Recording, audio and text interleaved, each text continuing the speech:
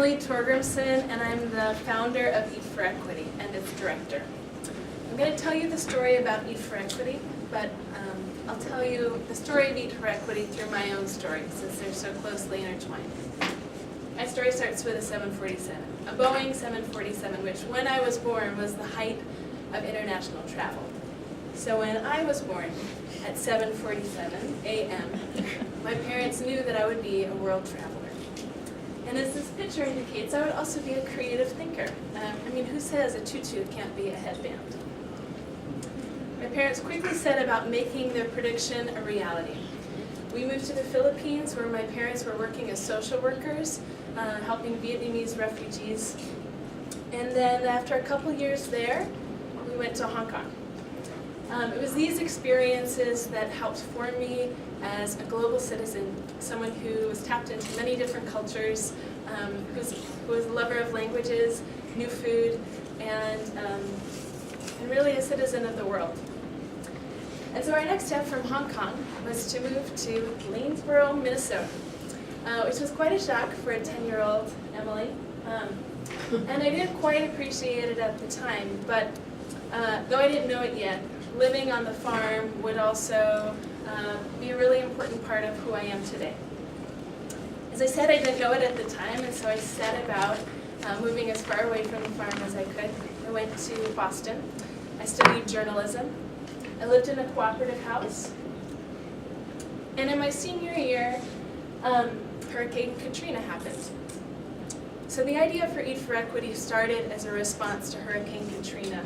I wanted to help, but I was a college student on financial aid, and I wondered how my meager contribution would make any impact to the many organizations asking me to give. I really wanted to give back, but I didn't have much money to give. I did, however, have time and energy in abundance. And when I saw a recipe for jambalaya, I thought out loud, if we made a New Orleans themed meal, would people in the house donate a few bucks for hurricane relief? The answer was yes. And we decided to invite everyone we knew, friends, classmates, professors, and to make it an event, not just a dinner. We realized that this basic, simple idea of making a themed meal and raising money for a cause could be transferred to any cause, any country, using food as a way to build a giving community around a cause and around social change.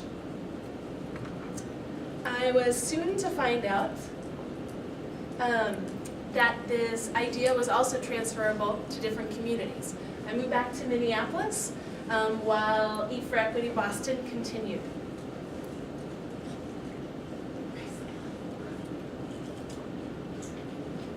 Come on. Keep going. Hold that thought.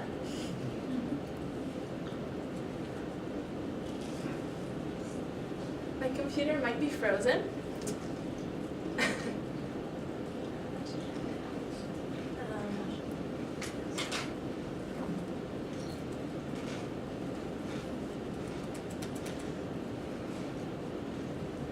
My computer is frozen. Oh, here we go. Oh.